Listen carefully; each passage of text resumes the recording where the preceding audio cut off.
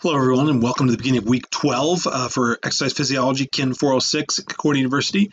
We're talking about children and adolescents this week, and a little bit more on ergogenic aids and support from chapter 16. And we'll be covering also chapter 18 later this week on aging and exercise for our two chapters that comprise this week. You'll have a discussion board post, which will still be due by the end of Thursday. That is already posted. You'll have your lab report that'll be coming up shortly as well, which will be something you'll have to complete on your own and submit, similar to last week, although last week was on exam itself. This one will be more towards children and adolescents or aging or both, come up shortly as well.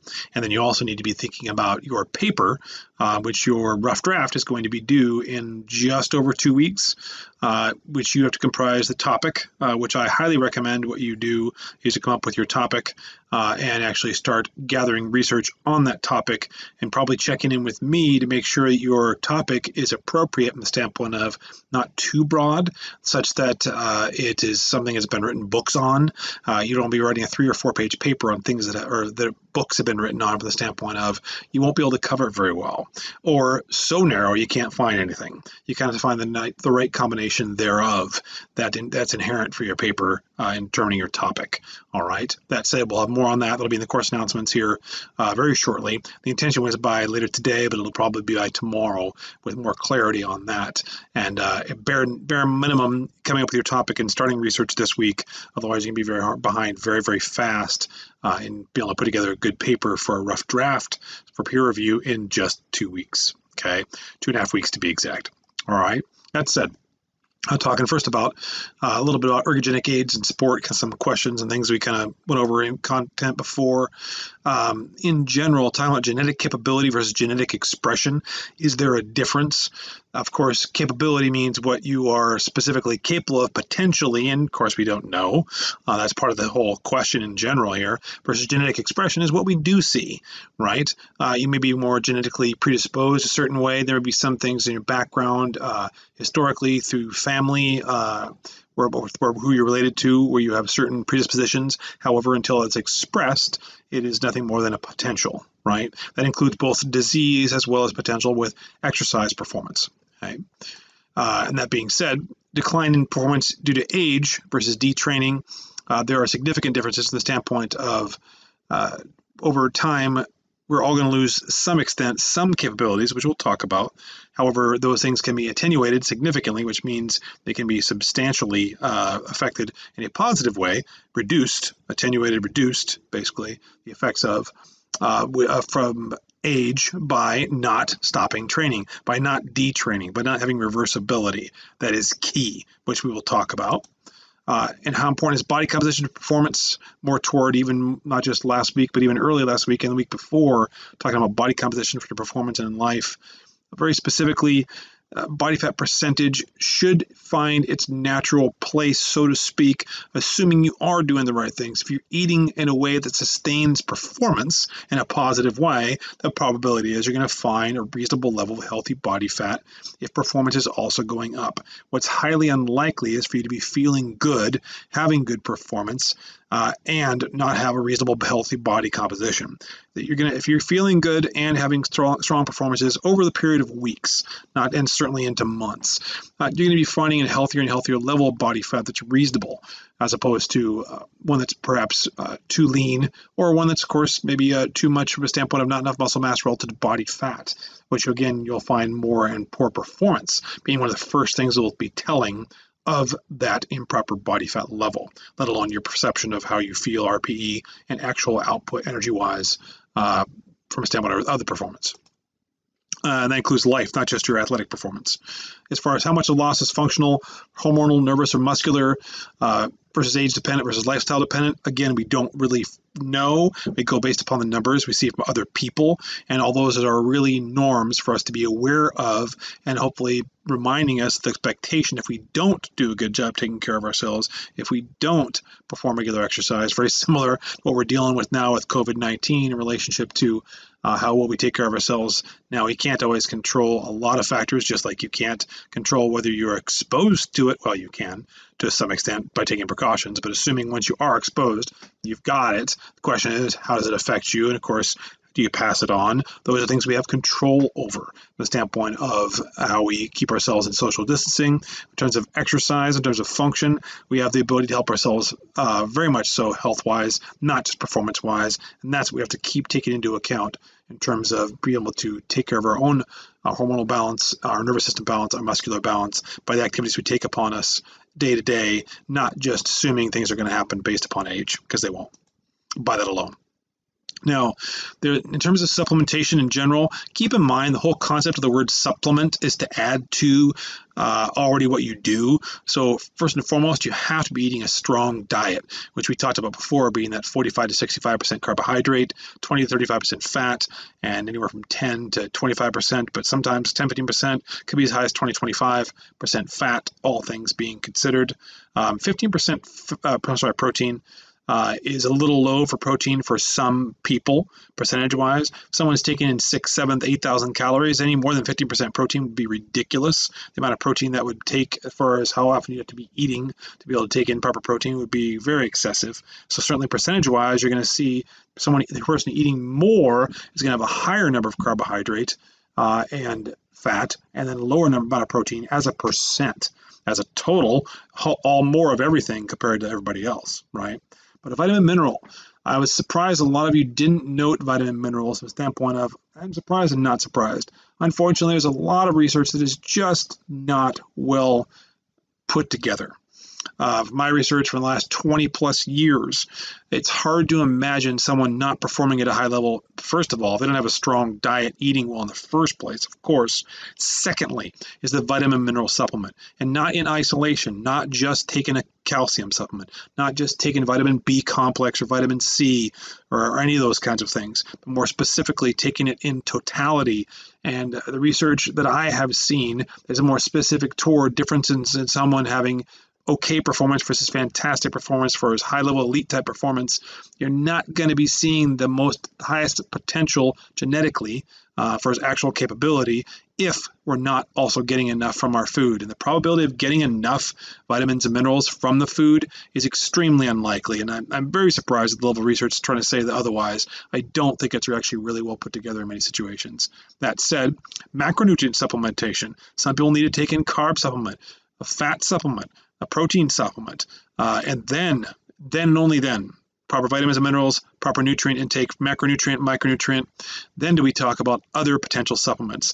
And I think you want to be really careful, and I know the whole purpose of the post last week is to be thinking about a lot of ergogenic aids and deciding whether it was something you want to be proposing to your athletes or people you work with to be taking, but at the same time we want to be thinking about, is it really necessary to do at all? And that is always something we want to think about. I think they're all worth looking at. I think there's always more time to be spent looking at them, especially when you know the potential for some of those supplements. We want to talk about who should be taking them, when they should be taking them, in what situation. We want to really put that all together and not just go based upon a couple studies we see here and there. I know a couple of you talked about, one of the ones was caffeine, whereby referring to someone taking caffeine gum. And the caffeine gum, certainly from the standpoint of taking it from a gum perspective versus actually taking it as far as in a drink, in some situations, because you're breathing it in and that's chewing on something at the same time, you get it quicker, not just 15 to 60 minutes, but then 5 to 10 minutes. The difference is a lot of these studies, and one of the two most common ones I saw, they were contrary to some of the things I was telling you, were both in terms of creatine monohydrate and caffeine. Both of them were talking a lot more towards anaerobic performance support, whereby most research I've seen longevity-wise, long-term-wise, is more toward endurance for the caffeine and more towards glycolytic performance for creatine monohydrate, not power for both. The difference is, and a lot of the studies don't explain this well, one of the things I want you to be thinking about is, sure, if someone doesn't take caffeine at all, and I give someone caffeine at 200, 300, 400 milligram caffeine source, even 150 milligrams or so, they don't normally take it, they're going to have a boost in just about every aspect of performance to some extent that one time. However, when they're continually expecting to get performance, if they're expecting the same response from caffeine, they're not going to get it. Same with creatine monohydrate, which is why it gets geared less and less toward a power type athlete and much more toward longevity-wise, endurance and glycolytic type athletes. And that's what we have to be taking into account, not just the short-term response. So many studies are only looking at short-term response. I think that's where you're going to see a lot of differences in considering those supplements, among others. Okay, but again, it's going to require more long-term research, and we could spend a lot of time on this. As interesting as it is, of course, we need to be moving on too. And of course, research and science have the limitations, and claims can be inflated or may differ. Some people become too quick to dismiss based upon saying, oh, well, everybody says something different. We don't want to do that. I don't think it looked like any of you really were going over the research on the ergogenic aids, but you want to make sure you're not basing it on one study here or there, or even a few studies. You look at the longevity of time, not studies that look at someone for a session or two or a couple times. How's that going to affect them over many, many months? That's the bigger impact, months and years, not just short term. Measurement error, individual differences, day-to-day variability of individual responses can all make it difficult to provide proof of ergogenic benefit, which is why some people will tell you they've had fantastic responses, and some also say, I didn't. Individual differences, variability, all those things can play a role. The question then becomes, is it worth taking that risk with that particular supplement in terms of the risks versus the benefits? We have to take that into account. Elite athletes for whom 1% or much less improvement can be the difference. Them winning and losing can make a huge difference. That's why supplementation-wise, especially if they're actually doing the right things exercise-wise, rest-wise, stress level-wise, nutrition-wise, adding something else with even the potential for it might not be a bad idea. Be careful, however, when we're talking about certain supplements, which we'll talk about in a second here.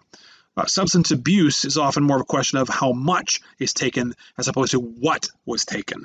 What a lot of people don't necessarily mention in terms of usage of steroids, in terms of use of many banned substances, in terms of the International Olympic Committee, in terms of doping from a standpoint of the World Doping Association, I'm forgetting the name off the top of my head, for those who test for doping from a standpoint of multiple sports worldwide.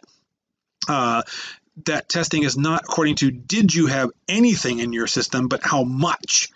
Okay, and that's really what it comes down to. It's not just if it was there, but how much. And of course, certain agents, if they see them in your system, that's potentially a masking agent, so they suspect something. But it's not going to be a one-time test, and this could be the end of it. But one-time test could be a suspension, or saying, hey, we're going to put you on temporary hold for your ability to perform in a particular sport or event if someone's over the limit in or even a slight bit in some substances. That's very important. Why we need to be taking into account a lot of things with our diet when we're actually in a situation where performance can be in question. Now, that said, proper activity, as we've said, solid diet and fluid intake, appropriate rest, and stress reduction should all be considered long before supplement use, but it's still maybe worth considering. I will say I'm a big proponent of, in the right situations, caffeine and creatine monohydrate and beta-alanine that I actually referred to in the post. That's why I picked those. Amphetamines, I don't know if I'm really on board with actually recommending anyone take them, all those possibilities.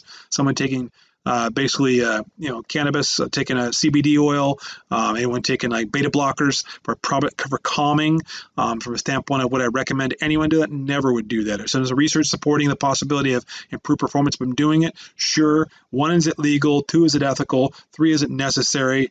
It's going to be potentially harmful. That's why I think those things into account as well, not just will it help us in performance, which I think a lot of you did a very good job in explaining those things. And going to some of those, just a couple of them here. Steroids. One of the things that couple of you mentioned steroids and talked about growth from steroids, but it's not really growth from the steroids itself. Steroids are sterols, fats, right, which actually relate then to testosterone and growth hormone. However, you must be training to see the benefits of steroids, and it's not so much that you get bigger because you're taking steroids, it's that steroids reduce inflammation. The right amount of steroids can reduce inflammation, so it can enhance muscle and bone growth because of decreased recovery time. You can take short rests, you can take little rests, sometimes no rests, train again very soon. The ability to have higher volume of training from taking steroids is what makes a big difference in terms of bone growth, muscle growth. However, the but here is that connective tissue does not grow abnormally at an abnormal rate, unlike the muscle and the bone from a standpoint of steroid use. And one of the most common things that happens with regular steroid use is injury, traumatic injury in many cases, to connective tissue because it doesn't grow at the same rate, and they don't take that into account.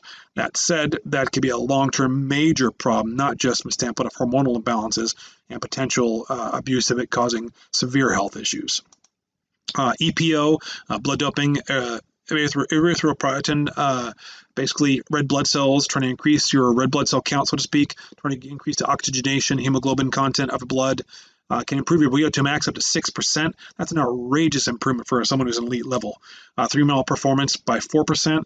However, there are high risks from the standpoint of if the blood becomes too viscous, when someone basically essentially takes their red blood cells out and tries to put them back in later time, they can actually very much stimulate performance, or they could also die. Could actually have such poor blood flow, consequently have where there's coagulation and basically stopping of blood flow. And that could be a major problem, and people have actually had major health issues, and some people have died in extreme situations. But there's no question, it's hard to deny the level of performance they can get by doing it. But boy, is it a risky one. Oxygen supplementation, or one that one that not a lot of people talked about, and probably for good reason. The standpoint of it's only going to benefit you from actually taking pure oxygen. From the standpoint of what you're going to do, and right as soon as you take it, and literally after you take that mask off, you're actually breathing in pure oxygen and putting it down, and jumping right out there and starting to go right now for the next couple minutes. If you don't do it right now, you lose the benefit. It's just that simple. But you can increase a blood oxygen content by 10% for a couple minutes. So it can have a tremendous benefit for a very short period of time. But from the standpoint of actual proof of actual benefit, other than what happens in the 2 minutes or so post actually taking it, it's hard to say how much it really does for you from the standpoint of performance enhancement. Okay. And of course, like I mentioned, the creatine and caffeine monohydrate differences from the posts. Make sure you're not just looking at a few studies, and keep looking for more longevity in performance recognition, not just this showed some people got some results in a very short period of time, because that may not hold, and you start taking that same substance over longer periods, may not have the same benefit, or may have other more concerning problems. Okay. That said, moving to children and adolescents. The maturity of a child is essentially determined by chronological age, actual age, right? As opposed to biological age, which means depending upon what you do in terms of lifestyle, in terms of your intake, in terms of exercise, in terms of stress, all those things can affect your age. I'd like to think in my 49 years that my biological age is much less than 49. At least I feel like it is. But my chronological age is 49, and I'm not a child or adolescent. I'm not an older adult. I'm in that middle age range, right? Older adult typically referred to as early as 55, which we'll talk about later. It could be a 65 and beyond in most situations. Skeletal age. There's a lot of bone growth that's going on in the first few years for children and adolescents. Basic bone growth into the early teens to possibly around 20, 21 years old for maximal bone growth, assuming the proper activities are taken into account. We'll talk more about that in a second here too. The stage of sexual maturation. Women in general mature faster than men. From the standpoint of childbearing genetically, basically from the standpoint of evolution, right? That said, with that being the case, women can actually mature performance-wise as early as ages 12, 13, 14 years old, can see their best performances then in some cases, and then go down from there. I've seen that in track and field and basketball and the years that I've coached, whereby I've had freshman, sophomore girls who've done better in high school as performance-wise than they did in their junior and senior years. Not always the case, but it certainly can be, all depending upon numerous factors, individual responses and training and whatnot. Infancy, referring to infancy in general as the first year of life. Childhood is basically infancy to puberty, typically from that first year to about ages 1 or 8 to 10. Okay, so when we talk about children, we're really talking about up to 8 to 10-year-olds. And puberty is basically the point where the development of sexual characteristics, secondary sexual characteristics, and reproductive capabilities, obviously the ability to have children, the ability to promote the ability to have children, and certainly from a standpoint of hair growth in places other than the top of your head, all those things that are actually part of maturation in terms of sexual maturation would begin somewhere as early as that time frame, but usually it's a little bit later, just past that 8 to 10 or right in that age range. Adolescence is typically referred to as age 8 to 10 to 19 to 22. And that being said, we'll talk more about some of those variations and what's happening performance-wise in a moment here. Height. Very interesting to note that research seems to be pretty consistent with 50% of your adult height by age 2 is what you reach. Now, that being said, if that is really accurate, and we're going to find out in about another 15-ish years or a little less, being my daughter's 4, she by height was actually already at more than half my height by the age of 2. Okay, that being said, it's going to be very interesting to see if she's over 6 feet tall. So I'm going to test that, but I won't be able to tell you that till many years down the road. I'm curious. And it's not true, like so many things, of every person, but on average, it's about 50% of your height by age too. Okay. Peak growth rate is at 12 for girls and 14 for boys. And with growing pains, potentially, it's only when there are significant spurts where growing pains occur. I know that I grew actually more than 8 inches in just over a year and a half. I don't remember any growing pains, but I remember it was a big difference in coordination adjustment during that period of time, which is pretty common too, because you're adjusting to a significant change in growth, bone growth, muscle length, all those things, right? Bone ossification or bone formation basically is going to be forming anywhere between or maximizing completely between the age of 14 to 22, where the bone cell membranes and the cartilage are transformed. Now, some of that is going to be, yes, related to age, but also related to what you're doing activity-wise. And the ends fuse by the early 20s in terms of specifically like the long bones, in particular like your humerus and your femurs, okay? Your humeri and your femurs, okay? And it's earliest in women due to estrogen signaling to close because of childbirth potential. The expectation is the body's expecting that that might be happening soon. Want to make sure you're not growing while you're trying to grow a child in you. So consequently, of course, you want to see earlier maturation in that respect. Now, bone mineral density is enhanced by proper compressive force activity. The text kind of refers to calcium and the proper exercise. Sometimes you'll even hear about weight-bearing exercise. That still doesn't really tell the whole tale. If you did an arm curl or knee flexion, something like it, they would have, honestly, little to any benefit at all for example of compressive force activity, consequently not bone growth. The bone growth is going to occur from walking, jogging, running, jumping, overhead pressing, squatting, deadlifting, lunging, all those kinds of things. Pressing type exercises, pushing type exercises, and all things that are load-based standpoint of compressive forces toward the ground. Okay. As far as children and adolescents, going beyond that, muscle growth. Skeletal muscle mass increases from 25% of weight at birth to about 40-45% in boys, peaking age 18 to 25. Doesn't mean you can't peak later than that, but it's pretty consistent with about maximal muscle mass during those time frames. All depending upon activity level, it doesn't mean you can't gain more muscle mass over years past that, but the probability of you ever reaching your genetic potential after 25, your genetic max, is highly unlikely. That's all they're really saying in terms of the expectation of peak. Technically, you might peak much later than that. If you didn't start training until much later, then you would see a difference in there. Basically talking about up to about 30-35% basically of muscle mass relative to total mass for women peaking at age 16 to 20, a couple years to several years before men do. And again, the biggest difference coming in a moment here, talking more about why that's the case. Fat depends primarily on the diet as far as body fat goes, exercise habits, and heredity.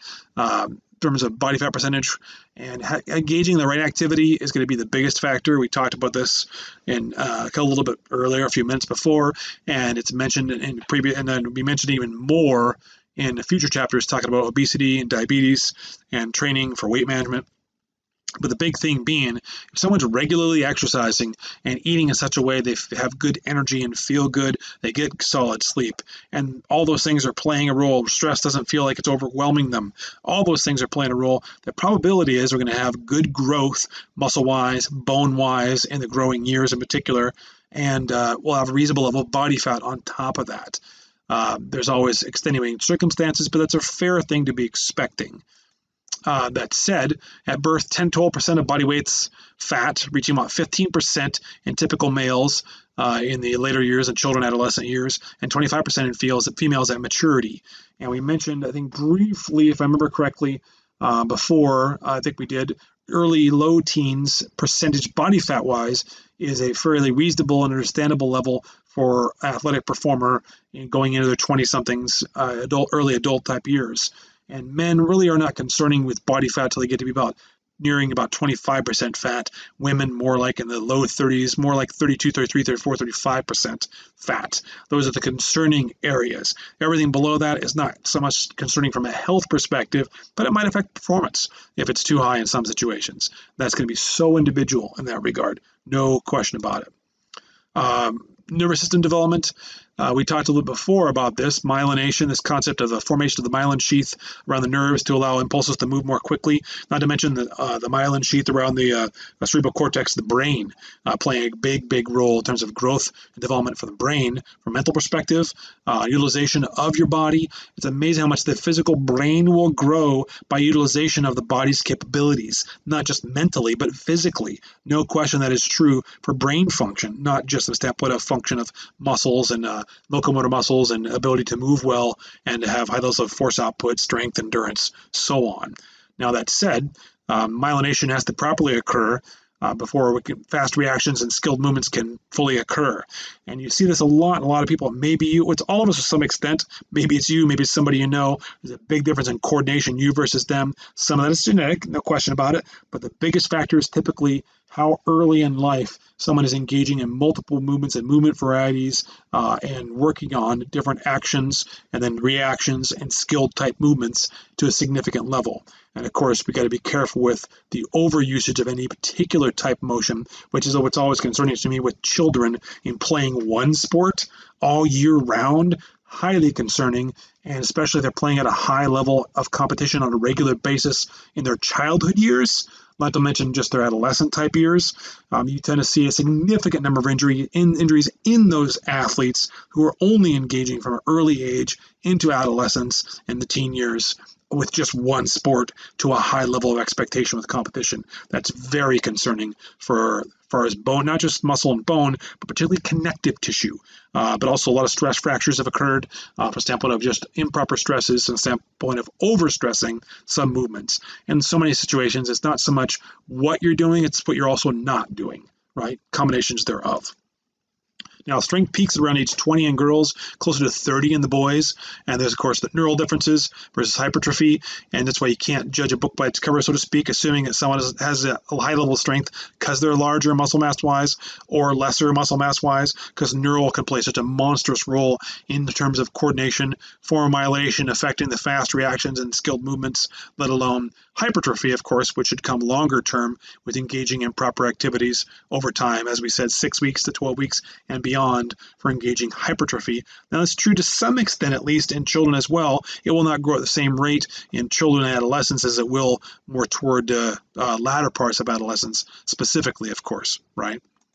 Now, the primary concern that a lot of people have with children or adolescents in particular engaging in strength training type activities or resistance training to a high level of anaerobic performance for highly explosive activities or highly loaded, more importantly, high loaded exercises, not just whether you're jumping around. Kids jump around all the time, running fast, jumping, falling, running into things. But when you start adding load to it, the thing being, it's not just a matter of if they're loading. Number one, are they moving well? Do they have the skilled movements? Do they have not just the myelination from the standpoint of nervous system development, but do they have the capacity to move well with a load, with repeat efforts? If they don't, like any adult, like anyone else, they're doing more than they should and they're putting themselves at risk. So it's really not hard to figure out how to train a child versus an adult from the standpoint of what are they capable of right now? Oh, just like a child, like an adult, 1 to 10% change adaptation in a given session or week to see if they can handle a little bit more. Not a big jump. We don't try to do that to anyone, childhood or otherwise.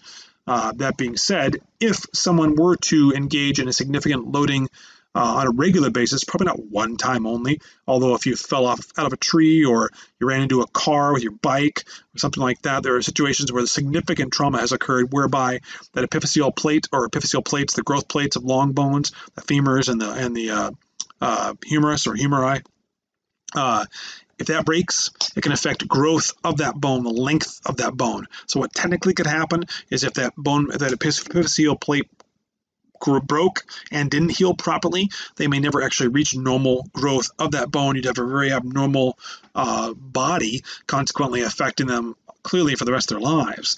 Now, in most situations that happens, that can be repaired, and proper exercise and proper adaptation to stress over time can alleviate that if it's actually dealt with.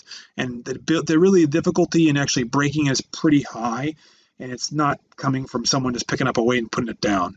If you can move it, you should try it. If you can do it well, you should consider doing it a little bit more and seeing how that goes. It's really pretty simple in that regard. But someone has to move well and not be fatiguing when doing it, especially for a child or adolescent. Now, blood pressure is lower in children and adolescents, but higher heart rate in children and adolescents. That being said, that's typically because they have larger bodies, typically equates to greater blood pressure. So you have smaller bodies in the case of most children, so they have lower blood pressure. However, they still have to get blood circulating throughout their body. So what's going to typically happen when the expectation is of higher cardiac output when stress increases, they don't have a larger heart either. They have a smaller heart, smaller body. Consequently, you'll see the heart rate rise significantly trying to meet the demands of exercise. They don't have the stroke volume that adults have, and there's other factors that also play a role here, which we're going to talk about here shortly. They also have less peripheral resistance than adults, which is good for blood flow, but because they have smaller hearts and because they have less total blood volume and lower stroke volume, you're not going to get the same performance benefits, or performance, I should say, as a whole in the majority of children and adolescents, at least compared to what they could do as adults. You're not likely to see too many child and adolescent elite type athletes for that reason, even though they may be elite versus other children and adults or adolescents, maybe some adults, but they haven't reached maturation in terms of their body size, which is going to be a big difference in affecting them from a standpoint of higher heart rates, lower stroke volumes, lower total blood volume than maybe we'd want to see or expect to see in an adult performing at the same level. That being said, max heart rate differences. Well, max heart rate, as we mentioned, is higher in children up to around age 25 to 30 years old, whereby there's a decrease in max heart rate, which in itself, by itself, is not a bad thing. If anything, you could argue, I don't really want to see a super high heart rate in the first place. Perfect world, you perform at a high level and the heart rate never really goes up that much. That in and of itself is not overly concerning. That's one of the reasons why typical peak performances don't occur after age 25 to 30. They can, and they do for some, but it is unusual for that to occur. And of course, the formula to be using for someone who's under 18 or for older adults, 40 years or older, is 207 minus 0.7 times your age. So if we're talking about like an 8-year-old, 8 times 0.7, we 5.6, right? You take that from 207, so it's really, you want to round it up to 6, you're looking at 201 is their max heart rate, right? And keeping in mind, and this is very, very important, I want to make sure you're stating this. I think you've stated this in previous posts. I made a big deal about it to you, I think at least once, if not multiple times. The goal is never to get the heart rate up, so we don't really want to see a heart rate performance ever up on those levels. It would be in a situation where someone's training maximally, and you don't want to see get the heart rate very easily. It should take a lot of stress to get someone's heart rate to rise anywhere near what their actual max heart rate is. If it is easier to get the heart rate up, the less they are ready for the stress. Okay? And that's a key factor for training as a whole, let alone for the longevity of health. And of course, the decrease in maximal heart rate is due to, over time with age, decrease in sensitivity of the beta androgenic receptors.